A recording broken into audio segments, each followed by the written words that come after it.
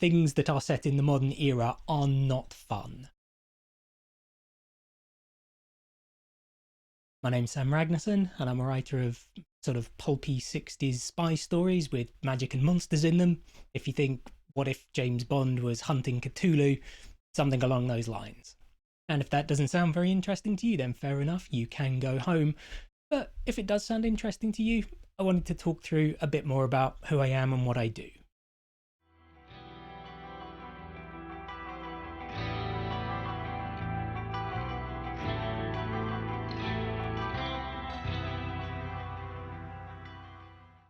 I've been writing for a long time, but I never really had very clear ideas about what I wanted to write. It just kind of ended up being whatever interested me at the time.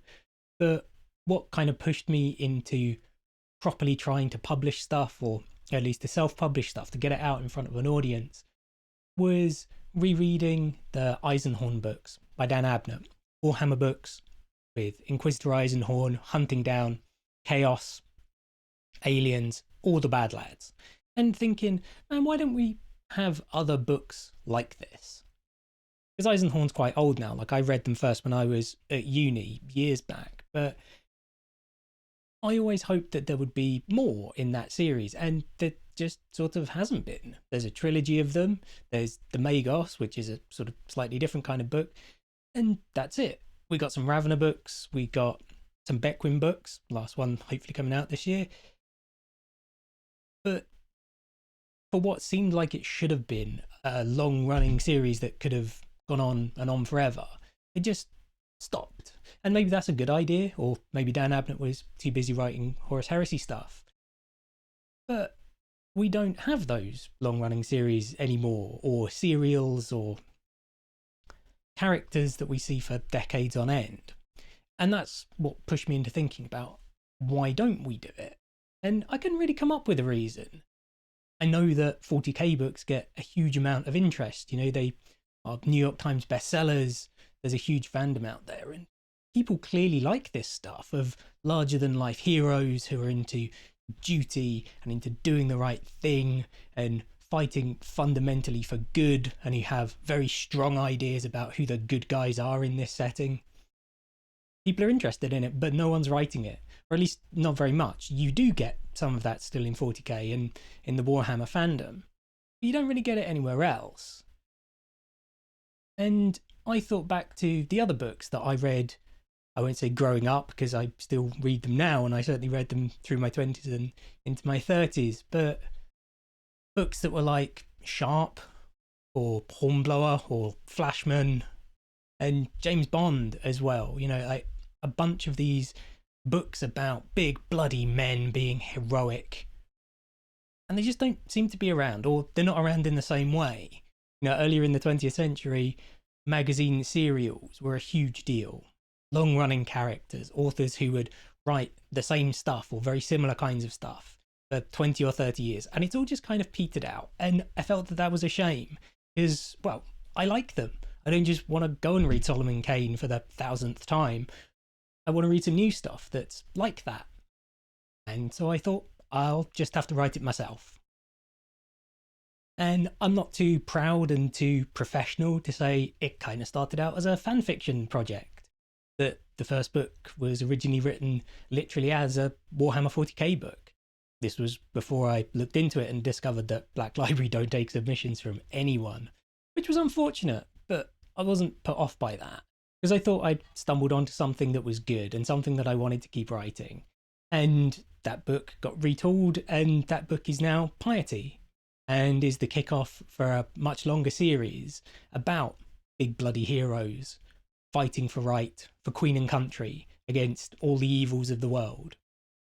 One of the things that I wanted to pick up from 40k particularly was the way that characters really are sure that they're on the side of the good guys, or at least if they're inside the Imperium, they think that. But the way that people have faith, and I didn't want to make that a huge deal in what I was doing, because, you know, I'm not religious, but I really liked having characters who had that sense of moral certainty about who they were and what they were doing. I liked that characters would say to each other, Emperor protects. things like that are small, but they give you a sense of who these people are and where they come from and what they believe. And whether in small ways, in big ways, at any point, well, the Emperor protects. So even as I was picking up this fan fiction project and turning it into a book, I really wanted to keep that. I loved that my lead character, who is called Piety, and she was called Piety when she was in 40k as well. It took a bit of doing to try and make that name fit in 1960s Britain, but I made it work. But I loved that she was just pious and staunch and zealous and aggressive, that she really does believe in right and wrong and good and bad, and that she's on the side of right and that she's going to stab the bad guys. It's like, yes, that's exactly the sort of characters that I want driving this story forward. People who are perhaps, irrationally aggressive because they believe they're right. And since they're right, they believe they're going to win. Like I say, I'm not a religious person, and I wouldn't say that they're overtly Christian books, but I liked the underhanging thing in this setting, that to join the agency that deals with magic and monsters and occult threats, you kind of do have to be a Christian, or at least you have to be nominally Anglican, right? You can't be Catholic and join, you can't be Orthodox, whatever. You have to be the state religion of Britain, because this is Britain, and this is, you're an agent of the Queen, so it follows kind of the same rules as if you were gonna be the Queen. I definitely wasn't interested in doing the kind of stories where, it turns out that maybe the bad guys have the right idea after all. Having no truck with that whatsoever. That's not what these stories are about.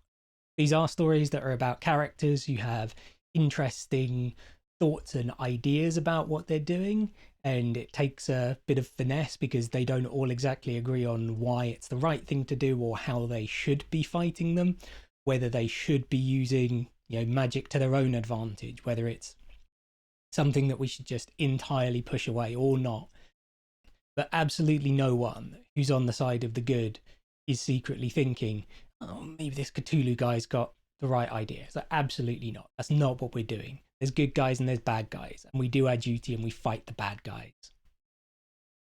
I actually really enjoyed porting what was nominally supposed to be a sci-fi far future setting into 1960s Britain, into the world of Casino Royale and Dr. No.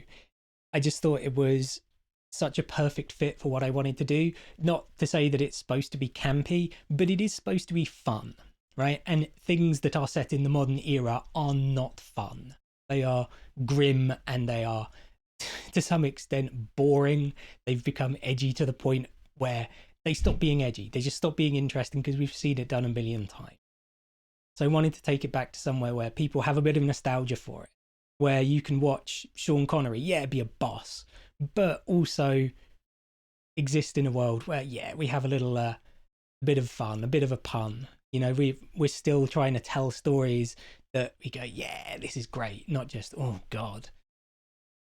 So I love the 60s for that. And not just because, I am a metalhead and I wanted the chance to write things where whatever, the Stones and Led Zeppelin was a big deal, but because it was just a different time.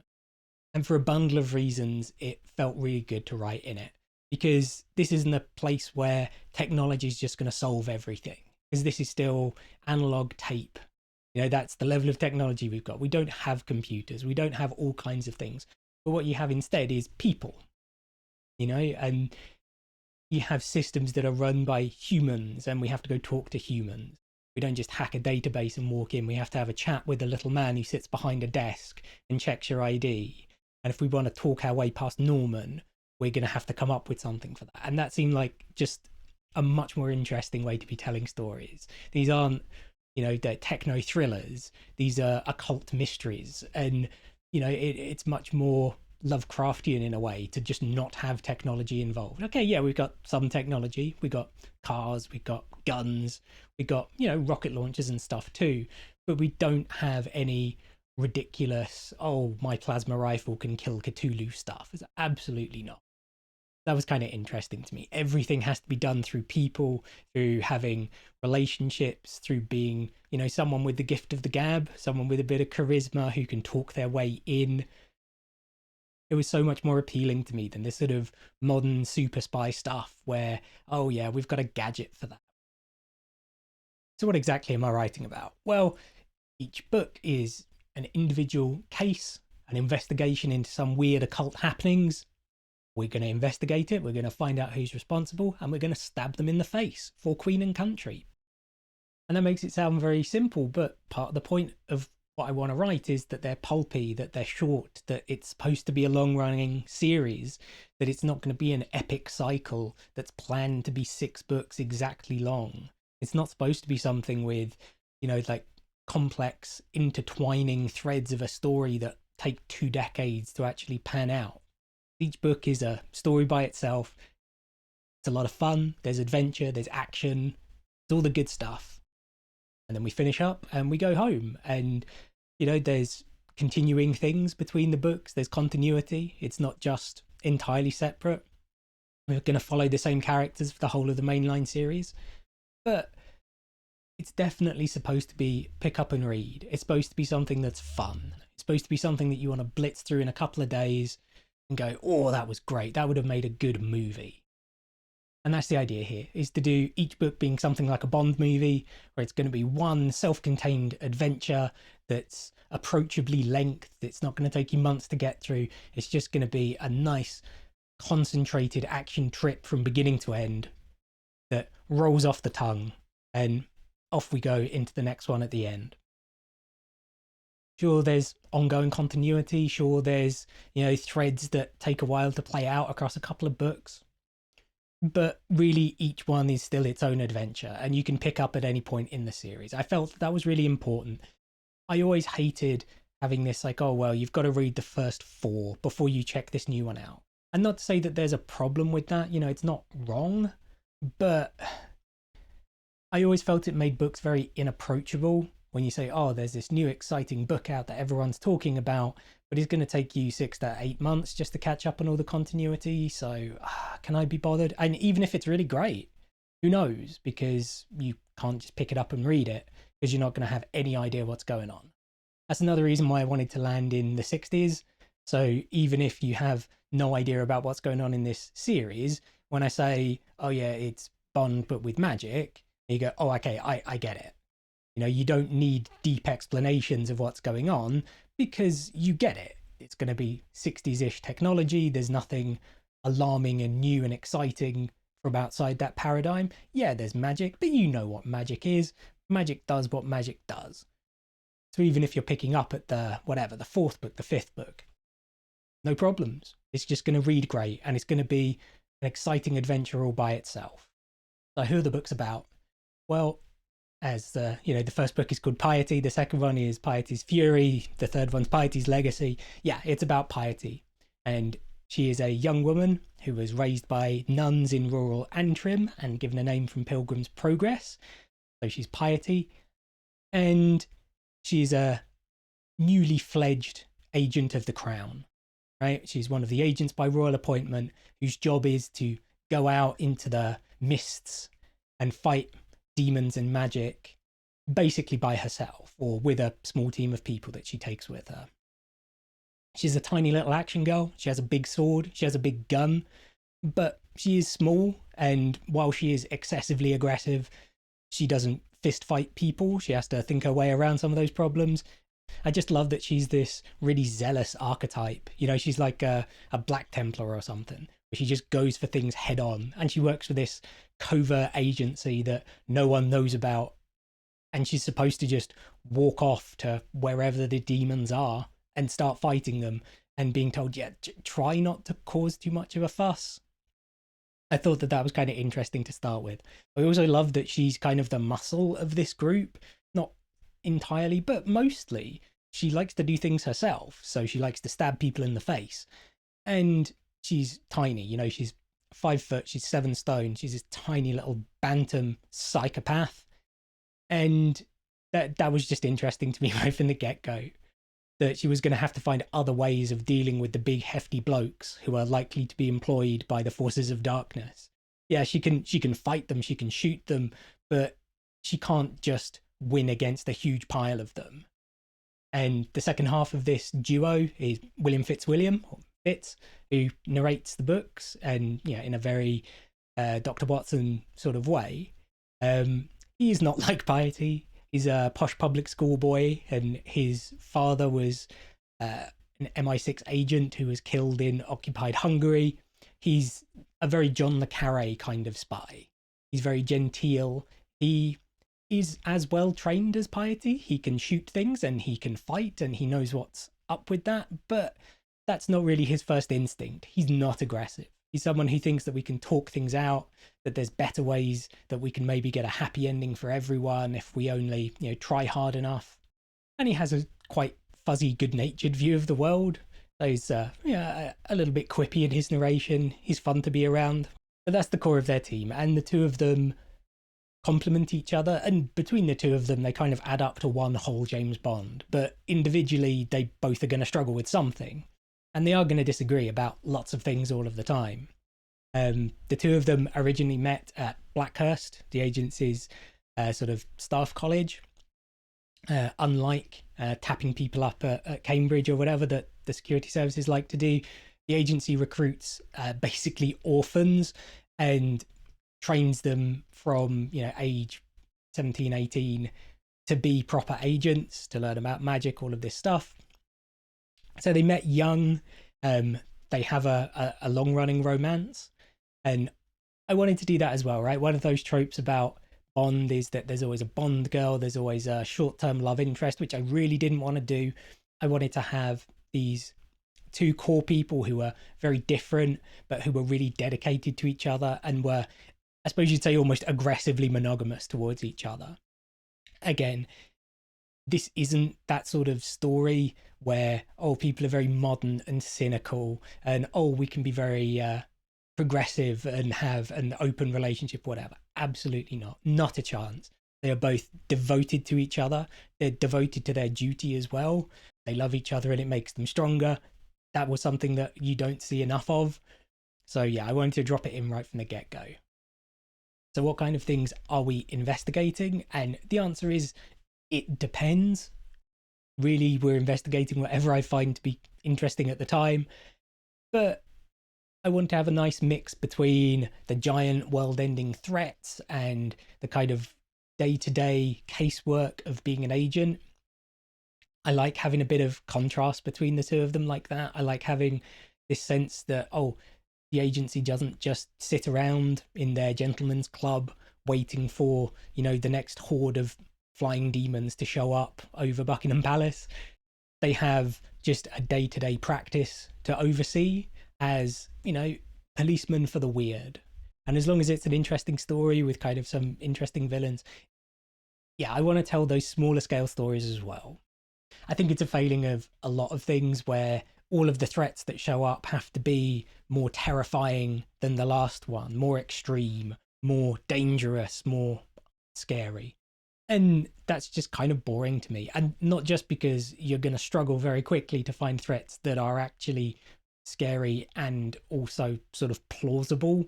When you wrote the last book and it says, this is the most dangerous thing we've ever seen. And then 2 weeks later, someone shows up and says, well, this is even more dangerous. Good Lord. I do like to have, some proper threats that are maybe lingering in the background. But I also like the idea that the agency is actually good at their jobs. And they have been very effective in stopping the Aleister Crowleys of the world from dominating the British state, from mind controlling the Queen, from whatever they're interested in doing. I also like the idea that as much as there are, external threats, or I suppose sort of national threats from within Britain, there's also the sort of looming threat of people within the agency, that there's sort of political divides between how we should be doing and what we should be doing, and that there's these bubbling tensions. And it stems from the fact that agents have not quite infinite power, but they have a huge amount of personal autonomy to pursue things however they like, and they genuinely don't have to answer to anyone except to their peers. And that leads to um, agents clashing in terms of their outlook, and perhaps even clashing physically, where they both think, well, I am doing my duty correctly, and someone else disagrees. And, in the middle of a street in suburban London, they have to have it out. And I like that as well. And I like the idea that agents can sometimes kind of go off the deep end, since they're one of the few people in this setting who actually know how magic works and have access to the good library of magical stuff. And that they're as much of a threat, that if you move away from the straight and narrow, you can end up thinking very odd things and being as much of a threat to Britain as any of the dark wizards that we're trying to fight. That's something that I like to have. I like the idea that there's not just different ways of doing things, but different ways of seeing the work that you're doing, and that Piety is very much herself. She's zealous and righteous and lots of really good things, and there are other agents like her, but every agent is different in their own ways, and they have different ideas about exactly what should go on. And most of the time that's kind of benign, and they just kind of look down their noses at each other. Every agent always thinks that they are correct, but they do come to blows. So these are stories primarily about duty to the crown and duty to the people that you love. And yeah, that's what we're doing here. We're going to explore that in lots of different ways, about how your duty can take you to different places and different thoughts and different ideas. But these are also books that are about the notion of family. And even though these are orphans, these are people who, in Piety's case, never knew either of her parents. Fitz only knew one of his. That the family is something that they build together. But they're also books about people, really, about relationships, about two, at least at the start of the series, fairly young people coming into a very established world. That's, this is not just the roaring 60s that were so amazing for young people sort of story. No, this is about two young people who are 23 in the first book, who are taking their first steps into this very distinct, very dangerous world of the agency's work against the occult, and having to learn from experience, having to find their own path, because no one's going to tell them what to do, and no one's even really going to tell them how to do it. They are just going to judge them if they cock it up.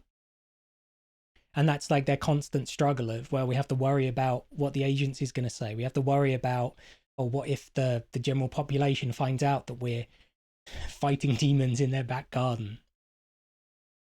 So there's 2 books already out in this series. The first one's just called Piety, and the second one's called Piety's Fury. The third one will be out in August 20th, 2025, for those in the far future looking back at this video. And I'm trying to do, I think, 3 mainline books a year. I possibly could do 4, but I don't want to do more than that, because I want to do some side stuff. So we're trying to keep it to 3 a year, which may sound like a lot, but these aren't, 600-page tomes. These are nice, short, self-contained adventures, sort of 320-ish pages, something like that. And they're written to be pulpy, right? To be serials, to be running not quite in real time with how I write them, but the adventure itself is going to take place over perhaps a week. And when the next one comes out, it will be within a few weeks, months of the last adventure. So it's going to come out almost as if it was in a quarterly magazine, something like that. And yes, that is quite fast-paced for writing, but I write quickly, and I don't see why, when I have a good finished book ready to release, that I shouldn't just put it out. And I do really want to stick to that idea of, a constant world that keeps expanding and existing, and that it doesn't take months or years just to get to the next step forward. That there's always a next adventure. One of the things that I found really enjoyable about Sharp, I think, was the first time I really experienced it. But, I was reading Sharp when Sean Bean was still playing Sharp, and there was already a dozen books out for me to read, and that's just continued to expand, and love them to death. They're great books. But when you're starting something fresh and you say, well, I'm going to do this long running series and it's going to be great, and it takes you 15 years just to get to having 10 books out. That doesn't quite work for me. When I say I want to do a long running series, it's like, well, we're going to make sure that, the foundations of this setting are really going to be there, that it's going to be supported, that it's not going to be something that you forget about until the next one comes out. There's also a spin-off series that I guess is aimed more at an even younger audience, right? These are books that you can probably read as a teen boy, maybe, I don't know, 15, 16, something like that. If you can read the Eisenhorn books, then you can read my books. That's basically where they are. There's a bit of gore in them because there's violence, but there's no graphic sex. There's very little strong language. They are just, they're pitched at that level. I want to do a proper teen, young adult version of this world set within Blackhurst, within the agency's training college, and just kind of looking at how you go from being just a normal teenager into being not quite a living weapon. Not everyone's going to end up being like Piety, but how you walk out at the end having had 3 years of training, and now you're ready to fight for Queen and Country. And it's a slightly different beast. It's much less action heavy. There's much more it's much more a proper coming of age set of stories. There's a bit more romance, a bit more interpersonal drama, because these are just young people trying to make sense of a world where they've been brought in with no knowledge of what's really happening in this world, and told, right, there's dark wizards, so you're going to have to kill them.